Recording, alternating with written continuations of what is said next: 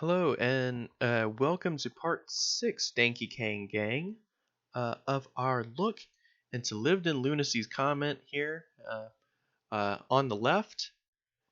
And so we're just I'll keep the intro short and sweet. Let's just keep on going.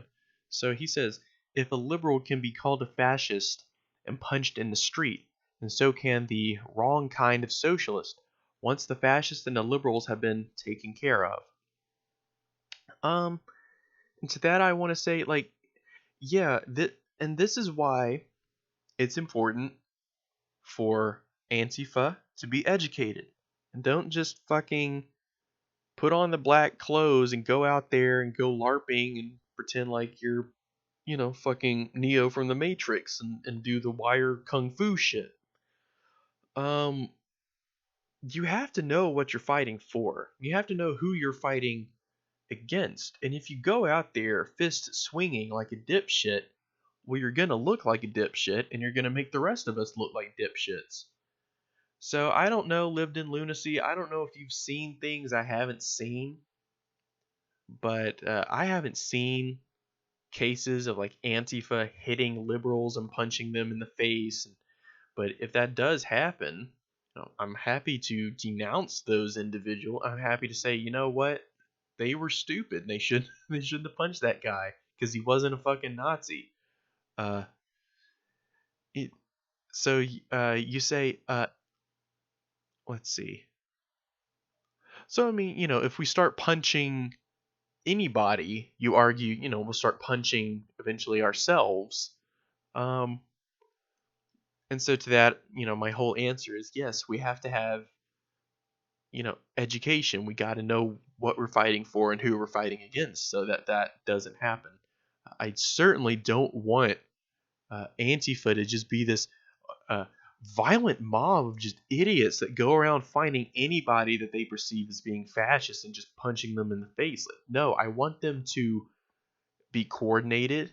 I want it clean, and I want it clean. I want it slick, ladies and gentlemen. I don't want it sloppy. I don't like things sloppy. When the fascists show up in an area, there's usually an alert on social media, and people go there. It's not like there's an Antifa club that everyone goes to and has monthly meetings and stuff. But if they did, I would imagine they would say things like, "Hey guys, don't punch liberals. Make sure we're actually punching fascists." Uh, so if there is the occasional Antifa that goes and starts punching liberals, it's kind of a fault that they don't have any kind of central organization.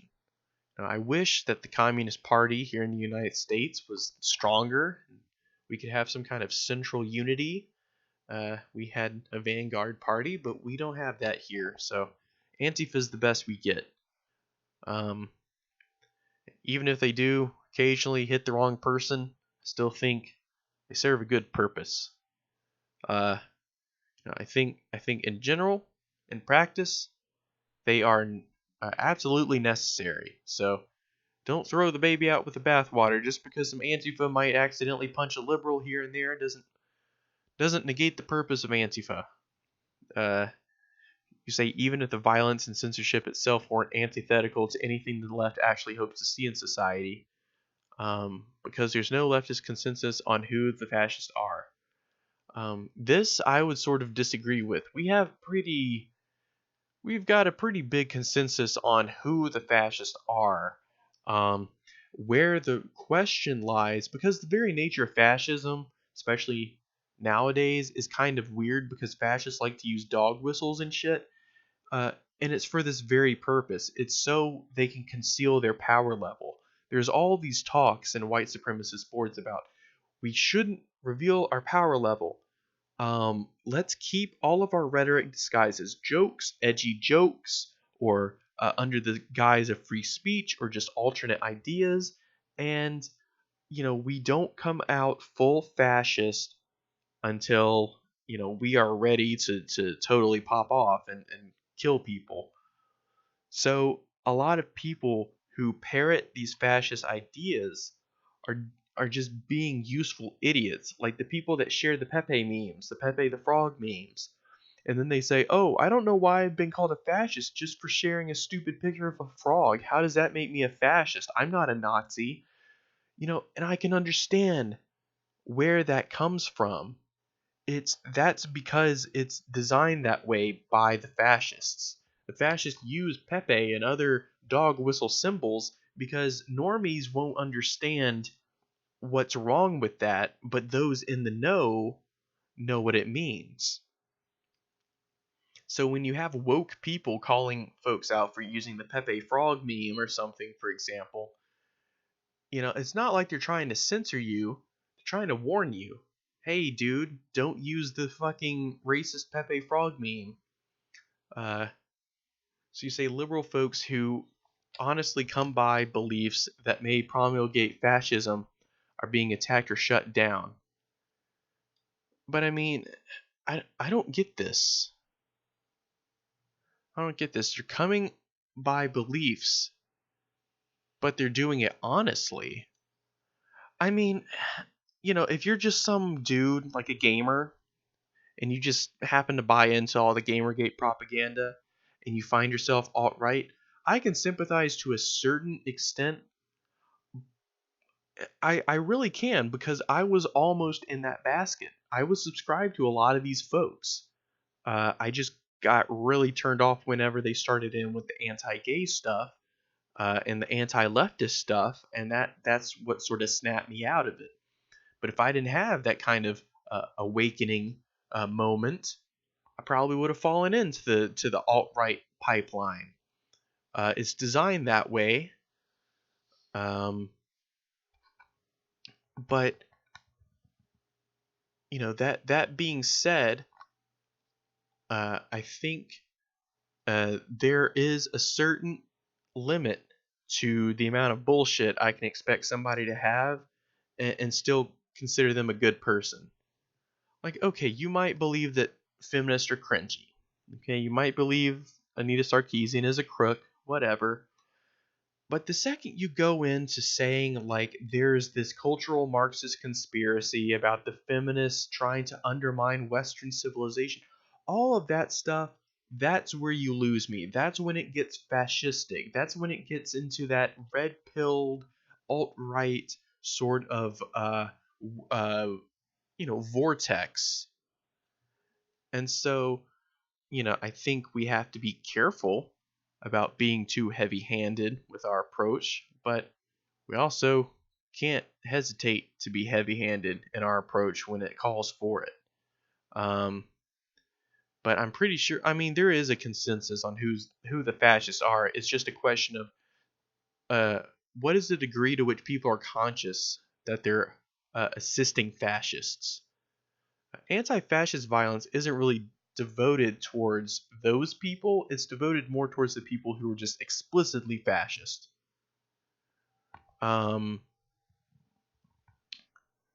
Let's see, liberal folks, blah blah blah blah blah, which only demonstrates to them that the left are violently totalitarian and evil force who, in lieu of any competent arguments to pose against liberalism, resort to terrorism. I mean, that's what they might think. If you were marching with the folks in Charlottesville and carrying a tiki torch, and you didn't believe in the alt-right, well then I have to ask, why were you even there? Why are you even associating these people with these people?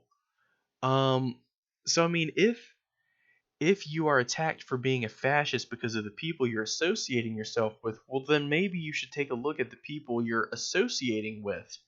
You should examine your relationship to them. There's always good arguments to there's always good arguments out there. It's just people's willingness to listen. And there are so many people out there that have just bought into this line that, SJWs are cringy feminists and you just don't want to listen to them. Feminists are just not worth listening to. And so they've turned their ears off to listening to any kind of real leftist ideas. and they just completely buy into listening to whatever reactionary garbage Sargon happens to tell them. So you say liberals respond well to good argumentation, but this is the opposite, and it will only embolden them against the left or even push them further to the right, purely to hinder the left. And I mean, again, I say if somebody wants to argue in good faith, then that's one thing. There are certain ideas I think just shouldn't be argued. We shouldn't have to justify the existence of gay people. We shouldn't have to justify the existence of like Jewish people and minorities. They shouldn't have to defend themselves and their right to exist. I just don't think that's right, and I don't think we should allow debates at the table that make concessions to capital or make concessions to people who make concessions to capital. So, all that said, um, I get what you're coming from. I I held like this exact same position. I was in this exact same position. I was here, ladies and gentlemen. But then the Borg assimilated me. Some might think that's a good thing. Some might think it's bad. But looking back, I think that I have gained a lot of knowledge from my study of Marx and Lenin. It has sort of shown me the way, as it were. It sort of led me down the primrose path, not the primrose path, but it's led me down the path, ladies and gentlemen. Because, when I looked at social democracy, I just saw how it made concessions to capitalism, and it was so shallow. And when I looked at anarchism, it just seemed kind of far-fetched to get rid of a state, have no state. How are you going to defend and consolidate your proletarian revolution? And then Trotskyism's just trash, guys. I don't know what else. I don't know what to tell you, Trotskyist. I'm sorry. Um, do better. Uh, but yeah, I mean, so I just found myself going to Marxist Leninism, but that's because that's what makes sense. It's scientific, folks. Um, so you say even if the violent la la la la la la, shit, I lost where I was. Oh, here. You say even in the case of someone like Sargon of Akkad, if it were argued that he's actually alt-right rather than liberal, much of his fan base identifies with liberalism and are liberals. I mean, Sargon ran for UK Independence Party. From my understanding, that's a pretty far-right party, and when he identifies with Trump, he's backed Trump pretty explicitly in his videos. He has parroted pretty much all these far right conspiracy theories, sympathizes with incels. I mean, Sargon of Akkad, to say he's a liberal, I think is pretty not right. Now, I remember back in the day when he said he was a liberal. I remember back in the day when he was like, "Oh yes, I'm a classical liberal. I'm not like these SJW crazy far left liberals. I'm a classical liberal." He did the Dave Rubin thing, but everybody saw through that, or at least I hope everybody saw through that. Like, obviously, Sargon's not a liberal. Uh, he's kind of he's a chud. He is the chud. He is like King Chud. But that being said, if much of his fan base are liberals, that actually wouldn't surprise me very much, to be honest, because liberals really are that kind of naive that they would, think Sargon is somebody whose opinion is worth anything. Um, but that's my opinion. By censoring and attempting violence against Sargon, a violent censorist attack is perceived to have been made against liberals by so-called anti-fascists, enforcing the narrative that they're the real fascists and pushing away the very people that would be most easily swayed towards the left by good argumentation. The left needs numbers and seeks to de-radicalize liberals that find themselves leaning right and opposing the left. Then violence and censorship cannot be used as they have been. Okay, and so I don't know, dude. I think you have a lot more faith in Sargon fans than I do. I have zero confidence of any of these chuds' ability to argue in good faith and to listen to reason because they've had what has been stopping them? I mean, every single video that Sargon puts out is so reactionary, you can pick it apart immediately. But uh if I just don't see the point of trying to reach out to Sargon fans because they have already swallowed that uh ideology so far that it's pointless. They're poisoned. They're toxic. They've been infected, ladies and gentlemen. They're walkers.